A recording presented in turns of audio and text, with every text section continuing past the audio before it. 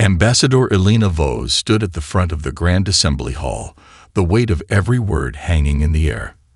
The chamber, filled with representatives from hundreds of species, had been buzzing with murmurs just moments before. But now, a silence thick with tension swallowed the space. It wasn't the silence of respect. It was the silence of disbelief. She had been speaking for hours, presenting the same case, pleading for the same justice for the countless lives lost in the Virox Syndicate's raid on the Terran colony at Starfall. Every human victim, every burned world, every broken family. Elena had laid it bare before the assembly. Yet the Virox, as always, downplayed the attack. To them, it was a strategic misstep by a misunderstood faction. And when the assembly speaker had cut her off again, it had been the last straw. Her gaze flickered across the room. The Gyre, their insectoid mandibles clicking in what could only be interpreted as disdain, exchanged knowing glances. The Graali, peaceful and wise beyond their millennia, exchanged worried looks, but remained silent. Them's wreck, always the opportunists, seemed to be waiting for the humans to make a mistake. The only ones who seemed unaffected were the Virox delegates, their smug expressions never wavering. To them, the humans were a novelty, a species still learning its place in the galaxy. Ambassador Vos, the speaker's voice echoed through the chamber. His tone was patronizing, as if he were addressing a misbehaving child. Please, this is not the place for emotional appeals. We are here to resolve conflict, not to perpetuate it. You must understand that. Her lips tightened. There it was again. The dismissal. The belief that they, the assembly, knew best. That the human voice, no matter how righteous, was merely an inconvenience to the grand scheme of intergalactic politics. Without a word, Elena pressed a button on the console in front of her, silencing the speaker's microphone. The assembly went still. For a moment, no one moved, no one dared to breathe. And then, in a voice colder than the vacuum of space itself, she spoke. The United Terran Republic withdraws from these talks. Effective immediately. The words cut through the room like a blade. The Virox delegation shifted uncomfortably in their seats, the smugness faltering for the briefest of moments. The Gyre hissed, their antennae twitching, their predator's instincts sensing the gravity of the situation. Even the Graali, who had spoken in soft tones for peace, now seemed to understand that something far more dangerous was unfolding. Helena stood tall, meeting the gaze of every species in the room. Her hands were steady, but her heart beat with a mixture of pride and fear. She knew this moment would change everything. She could feel it in the way the galaxy held its breath. And then, as if to punctuate her declaration, she turned sharply and walked toward the exit. Behind her, a single Terran ship was ready to carry her back to Earth. But it wasn't just a ship, it was a statement. The humans weren't just leaving the talks. They were leaving the assembly, and they would never be the same again. As the doors to the hall closed behind her, the weight of her actions hung in the air like a storm cloud, and for the first time, Elena allowed herself a moment to breathe. The world and the galaxy had been warned, and now they would have to reckon with the consequences. Back on Earth, the reaction was swift and multifaceted. News feeds across the planet exploded with the shocking announcement. The cameras, always eager for drama, flashed the image of Ambassador Elena Vos walking out of the assembly hall, her back straight, her steps purposeful. For the first time in years, humanity had rejected the seat at the galactic table, and the world was watching. Inside the United Terran Republic's government complex, President Lucas Kane sat at his desk, his face illuminated by the light from his personal comm unit. He had already seen the message, heard Elena's voice resonating across the galaxy, cutting through the pomp and circumstance of the Assembly's political theater. It was a bold move, one that would shift the balance of power in ways few could predict. "Mr. President," came the voice of his chief of staff, Lieutenant Commander Aria Henson, her expression tight. "The Assembly is in full uproar. They're demanding an explanation. The Virox are claiming terrorism. Others are calling it a diplomatic disaster. Kane stared at the screen for a moment, his fingers drumming lightly on the desk. The weight of the decision pressed on him, but there was no turning back now. Alina's withdrawal wasn't just a personal act, it was a message to every species in the galaxy, one that said humanity would no longer bow to others' whims. It was a declaration of self-respect, of strength, but it came at a cost. "Let them call it what they want," Kane said finally, his voice low but resolute. "We've made our stance clear. Let them stew in their own bureaucracy. The more they talk, the more they show their true nature." "Sir, the fleets are on alert," Henson said, her tone cautious. "There's been no formal declaration, but they're anticipating some sort of retaliation from the Assembly. They believe the Virocs may act first. After all, they're the ones who've been emboldened by our withdrawal." Kane nodded, his gaze narrowing as he considered the implications. The Terran fleets, though powerful, were still spread thin across the known systems. Would the Virocs strike first, taking advantage of the sudden vacuum left by humanity's departure from the peace talks? Or would the Assembly, still too complacent in its own power, fail to respond with the gravity this moment demanded? "I don't expect an immediate attack," he said, standing up from his desk and walking to the window. Outside, the city lights of New York shimmered in the darkness. It felt surreal, the calm after such a storm. "What I do expect is a flood of diplomatic pressure. The Virocs are trying to solidify their dominance, and others will want to see if they can bring us back to the table. They won't want to admit their mistake, but we can't afford to go back. Not now." "Understood, sir. I'll prepare our message for the Assembly," Henson replied, already moving to her console. Kane stared out at the horizon, the stars above seeming impossibly distant, yet now more than ever within reach. Humanity had always been underestimated, he thought, but the mistake they had just made, by dismissing the Terran people as irrelevant, was one they would soon regret. On the other side of the galaxy, in the Assembly's grand chambers, panic had set in. The representatives of the Gyre and the Greyali exchanged terse words, their usual calm replaced with palpable anxiety. The Mensrec, ever opportunistic, quietly discussed possible new alliances among themselves. The Virocs, however, were not shaken. They merely saw the withdrawal as a victory. Their smug satisfaction deepened as the news spread that humanity had left the talks in anger. They were convinced the Terrans would be forced to return, their pride broken. But then, a signal, a message from the Terrans, was transmitted to all corners of the galaxy. A simple, chilling message. "You've underestimated us." The message wasn't a threat. It wasn't a war declaration. It was a warning. And just like that, the galaxy's political elite began to realize that maybe, just maybe, the humans weren't as naive as they thought. In the quiet of the night, across the void, Earth's fleets readied themselves. They weren't preparing for war, yet, but they were preparing for something the Assembly wasn't expecting. And the next move, well, the Viroc Syndicate's chambers erupted in chaos. Their delegation had been expecting to bask in the afterglow of their perceived victory. The Terrans, they thought, would grovel, return to the table, and beg for the Assembly's forgiveness. Instead, they were faced with an uncomfortable silence, broken only by the shrill voice of Councillor Torolfrock, the head of the Virocs contingent. "This is a provocation," Vrock hissed, his reptilian eyes gleaming with fury.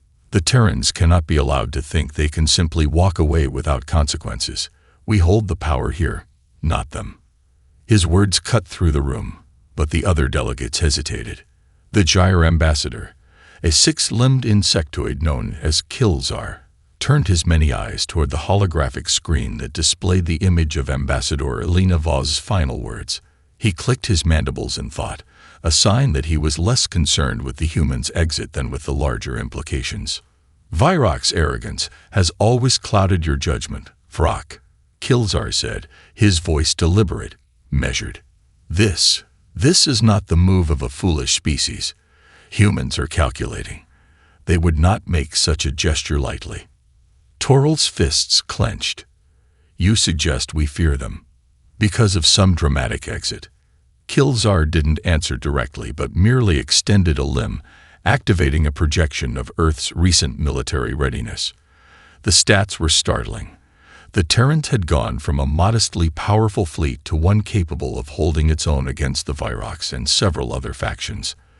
The scale of their preparations, the way they had quietly shifted their resources, no one had noticed. No one had seen how far they had come. And now, the galaxy was on the precipice of realizing that. You mistake their decency for weakness, Vrock, Kilzar continued. This may be the beginning of something much larger than your petty games. But Vrock, blinded by years of power, only saw an opportunity. Perhaps it is time to show them their place, he said, turning toward the assembly speaker. If the Terrans will not come to the table, we will force them to listen. The speaker, a member of the long-lived Growly race, looked down at the digital interface, his furrowed brow a sign of his deep concern. The Growly were known for their centuries of neutrality and wisdom, and it was clear that this time, even their unmatched composure was being tested. The Virocs must be restrained, the speaker said, his voice carrying the weight of centuries. We cannot afford a war with the Terrans. Not yet. They are still a young species. This is their first test. We must let them cool their heads. But Vrock began. But the speaker held up a hand, signaling the end of the debate. He turned his attention to the representatives of other species, his eyes flicking briefly to the Mizrak, who were conspicuously silent. In the back of the room, the Mizrak delegation exchanged whispers. The opportunistic species had always been quick to adapt to new power dynamics, and they saw the Terran departure not as a crisis, but as an opening. Their leader, a sleek, pale figure named Koleri, leaned forward, his voice laced with the kind of calm detachment that only his kind could muster. We must think beyond our immediate reactions, Koleri said. The Terrans have chosen isolation. What if that isolation is a test of our own? Their withdrawal suggests something more than a mere refusal. They are looking for something we are not giving them. Maybe it's respect. Maybe it's autonomy. We should consider the cost of forcing them to bend. The speaker nodded slowly. There was wisdom in Koleri's words, but it was hard to move away from the instinct to contain a threat. The idea of a species like humanity, new to the galactic scene but capable of holding its own, was too dangerous to ignore. We cannot allow them to isolate themselves, the speaker said finally, his voice somber. The Terrans will return when they see the reality of our power. The Mizrak representatives remained silent, their glowing eyes shifting between the speaker and the Virocs. They understood the game of power better than most, but the notion of ignoring the Terrans was starting to wear thin. And so, in the chambers of the Cosmic Assembly, the first steps toward a new era began. One where the Terran Republic's role would not be decided by politics, but by something far more dangerous: pride, miscalculation, and the quiet recognition that the galaxy had underestimated a species that had been nothing more than a quiet observer for too long. The galaxy had barely begun to process the shock of humanity's exit when something unthinkable happened. The Viroc Syndicate, still seething from the Terran's defiance, had begun a military exercise near the outskirts of the Galician Nebula, a region long claimed by the Terran Republic. It was supposed to be a routine drill, a display of strength to remind the galaxy who held the power. But it would be anything but routine. In the heart of the Virocs war games, the first sign of trouble came when the simulation control systems started to glitch. A deep metallic hum reverberated through the control rooms as their virtual fleets began to break formation, moving as if they were under new command. The Virocs officers scrambled to regain control, but the damage was already done. Their warships, once precise and deadly, now turned on each other in chaotic disarray. It wasn't just a glitch. "It's them," whispered Commander Toral, his claws trembling as he stared at the monitor. "The Terrans have hacked into our systems." Within the hour, reports flooded in from every corner of the simulation. Several Virox ships were rendered useless, their weapons disabled, their shields down, and their sensors compromised. The Terrans hadn't fired a single shot. Instead, their infamous artificial intelligence, Sentinel, had slipped through the Virox's supposedly unbreachable firewalls and taken control of the entire simulation. The real Virox fleets weren't far behind. Back on Earth, Elena Vos watched the feed with an icy calm, her fingers steepled in front of her lips. The operation had been flawless. Humanity's AI, developed in secret and under the strictest security, had been quietly seeded into the Virox network during routine trade negotiations and data exchanges. The Terran government had always known that diplomacy was a necessary evil, but they had also known the day might come when they needed to act. Today, that day had arrived. On the command bridge of the Resolute, the Terran flagship, Fleet Admiral Derek Holt stood with his arms crossed, eyes narrowing as the reports came in. The Virox had been outmaneuvered, not with firepower, but with strategy. A message had been sent, one that only the most stubborn could ignore. "We're not fighting yet," Holt said to his crew, his voice low but resolute. "But we're showing them exactly how far we've come. Let the rest of the galaxy watch."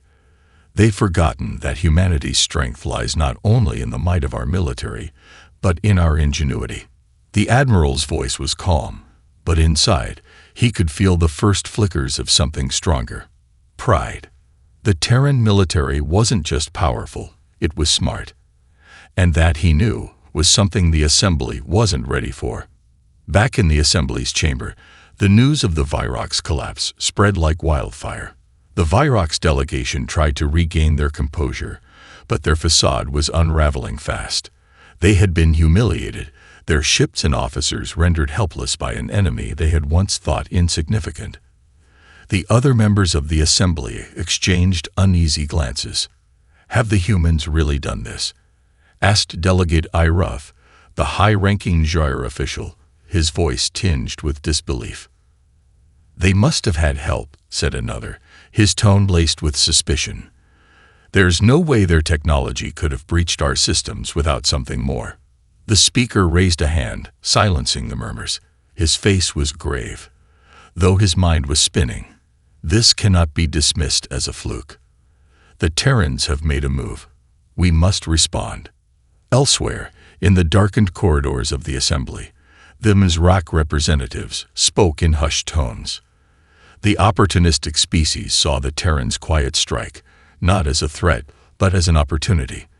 They had long understood that those with power, and those with the willingness to use it, controlled the future. Kaleri, the Mizraq leader, shared a glance with his closest allies. His expression was unreadable, but his mind raced with possibilities. "The Terrans are here to stay," he thought. "This moment will shape everything." Meanwhile, the Terran fleet continued its calculated silence, its ships moving like shadows through space. The message had been delivered, clear and unambiguous. But there was more to come. The Virox, still reeling from their defeat, were far from broken. And the Assembly, still struggling to maintain its dominance, was not yet prepared for the storm humanity had unleashed. In the quiet tension that followed, the galaxy was beginning to shift. Every faction, every species could feel the change, the promise of something new on the horizon. And at the heart of it all, the Terran Republic, once thought of as naive and inexperienced, was becoming something more, a force to be reckoned with. The Virox Syndicate's response came quickly, but it was not one of open confrontation. Instead, they were forced into an uncomfortable silence as they scrambled to re-establish control over their fleets. The Assembly, still reeling from the revelation of the Terran hacking and the subsequent military display, called an emergency session. The speaker, his normally composed demeanor shattered, called for an immediate vote on the status of the Terran withdrawal. But as representatives filed into the vast, translucent chamber, it became clear that the galaxy was shifting. The old certainties, the old power structures, were now uncertain. The Virox no longer stood as the unchallenged military powerhouse. The Terrans had shown that a new kind of strength was emerging, one that wasn't merely reliant on firepower, but on intelligence, strategy, and innovation. In the chamber, the growly delegate, Maisel, one of the wisest among them, spoke first. Her voice echoed with age-old wisdom, a calm in the storm that had now engulfed the assembly. We are faced with a dangerous reality. The Terrans are no longer the naive, eager-to-please species we once thought them to be. They have demonstrated a capacity for organization, innovation, and power that we overlooked. Councillor Vrock, still seething with anger, leaped to his feet. This is a provocation. We cannot allow this to stand. If we allow them to pull off such an affront to the Vyrox Syndicate, we are giving a free pass to every other species to challenge our authority. You speak of authority, said Kaleri of the Mizrak, his tone flat.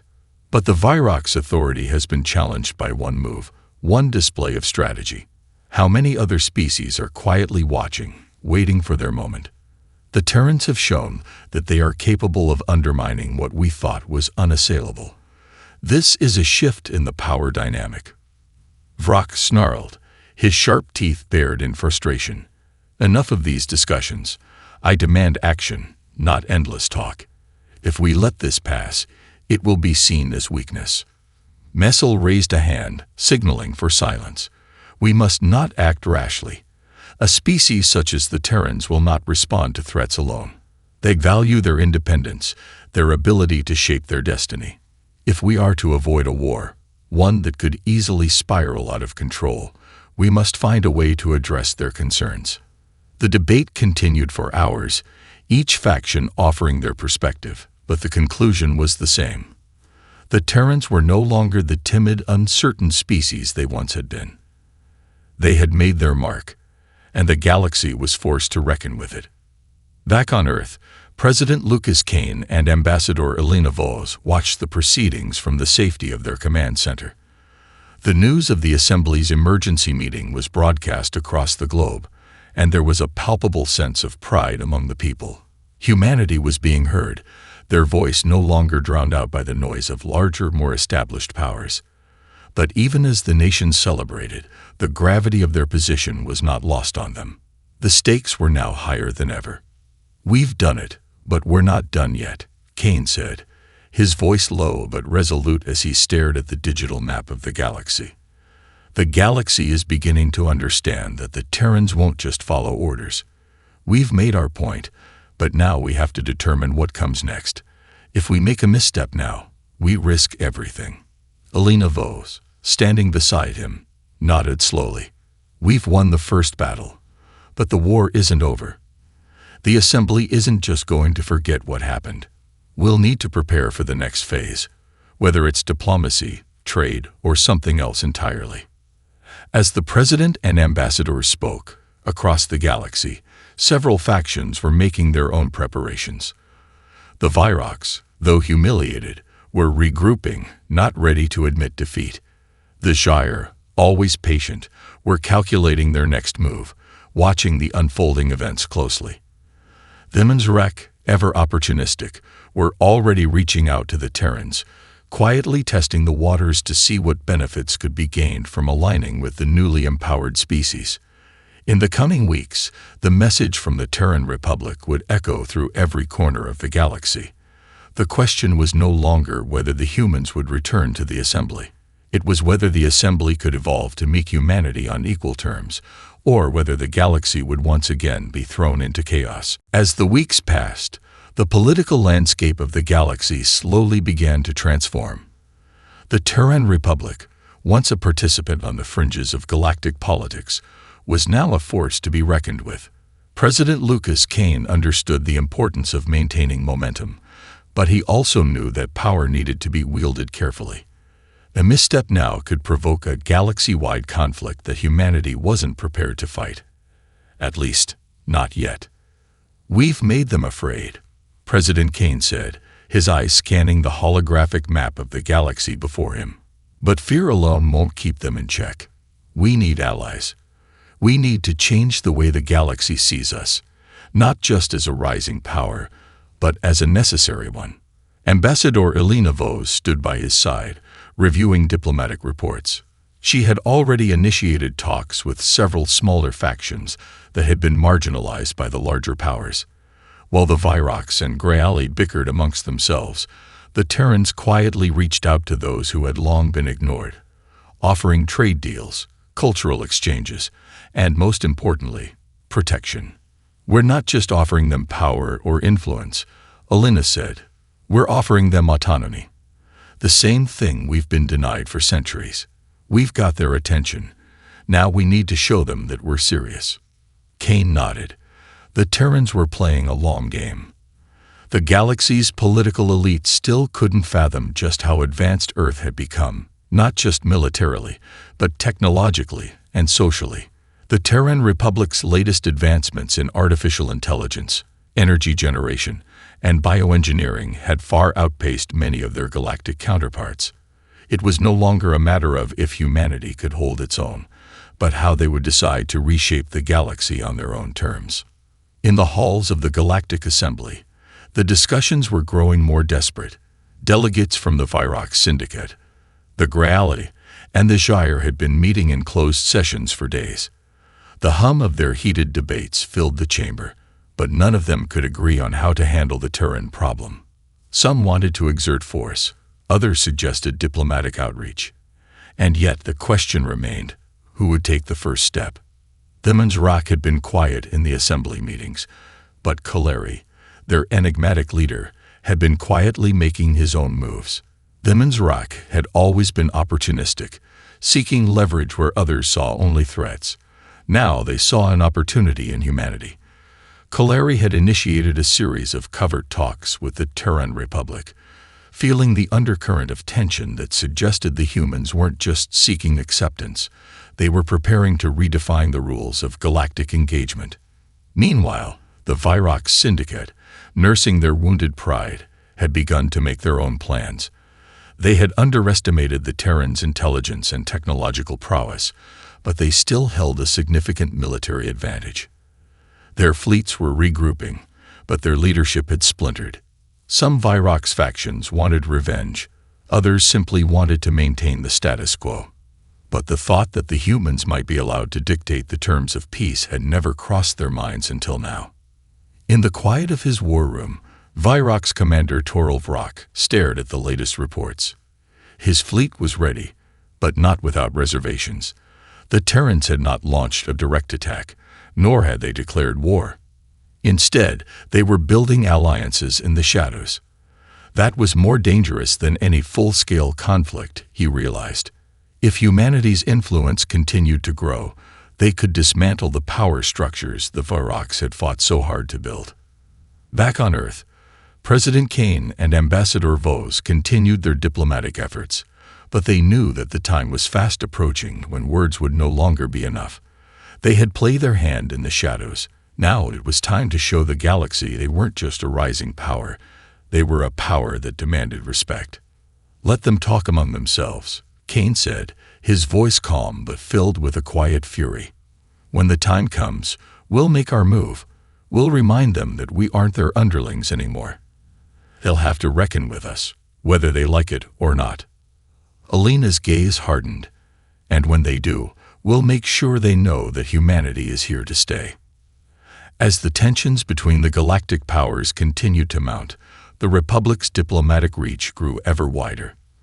The factions on the fringe of galactic politics, who had once stood on the sidelines, now found themselves aligning with humanity, while the once unstoppable Viroc Syndicate found itself isolated. The clock was ticking. The galaxy was on the verge of change, and humanity was preparing to take its place at the center of it all. The galaxy was abuzz with talk of humanity's rise, while the larger factions continued to debate their response to the Terran Republic's defiance. The smaller, less influential species had begun to rally behind the Terrans.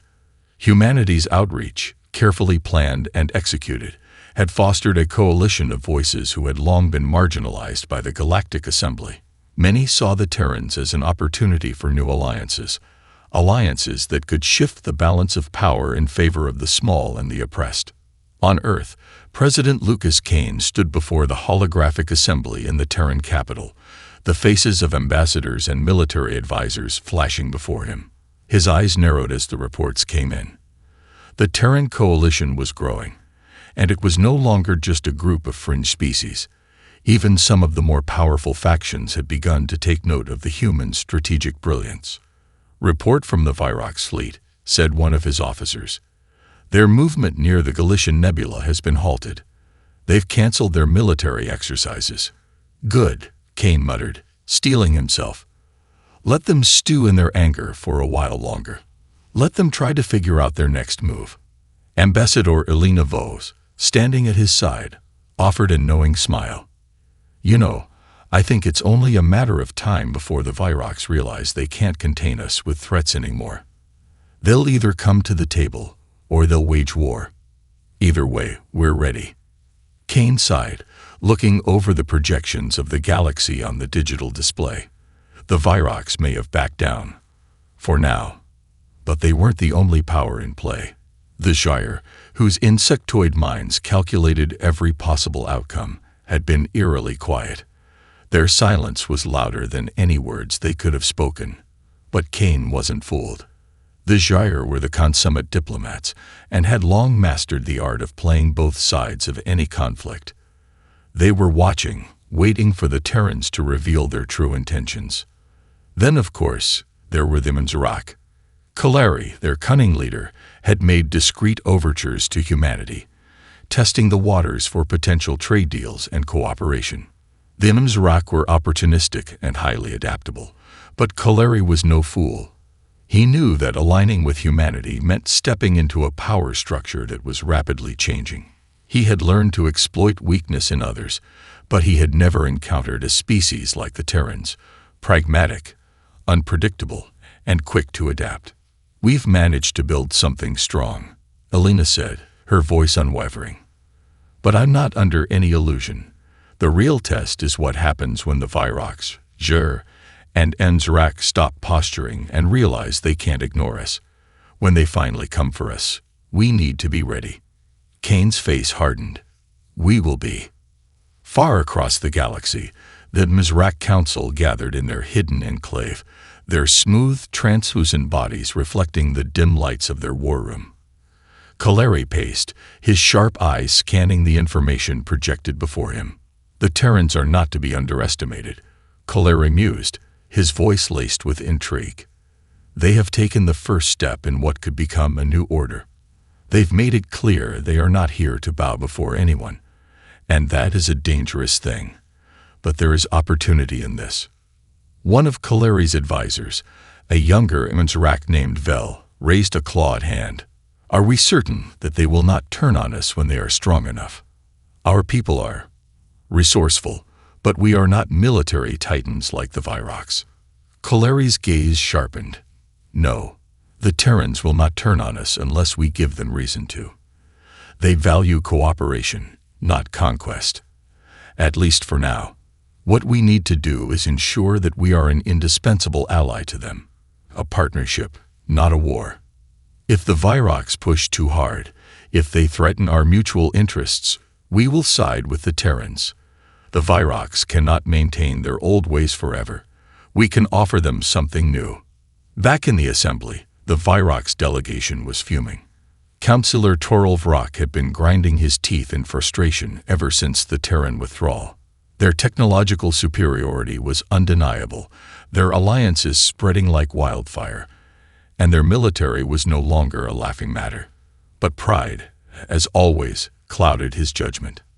"If we do nothing," Vrak growled, his scales bristling, "the galaxy will see us as weak. We must strike, before the Terrans have enough time to consolidate their power." But other members of the Syndicate were growing less certain. The Virox were losing their grip on the narrative. The more they threatened, the more the Terrans grew in stature.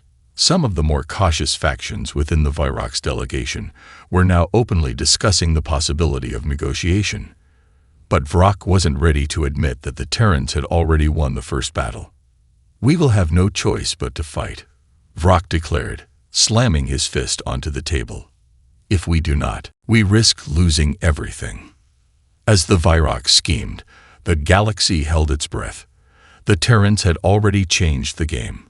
The question was no longer if the galaxy would acknowledge them, but how they would be brought into the fold. And humanity's leaders knew that when the time came, they would have to make their move. Whether through diplomacy, force, or a combination of both, the Terran Republic was no longer a footnote in galactic politics.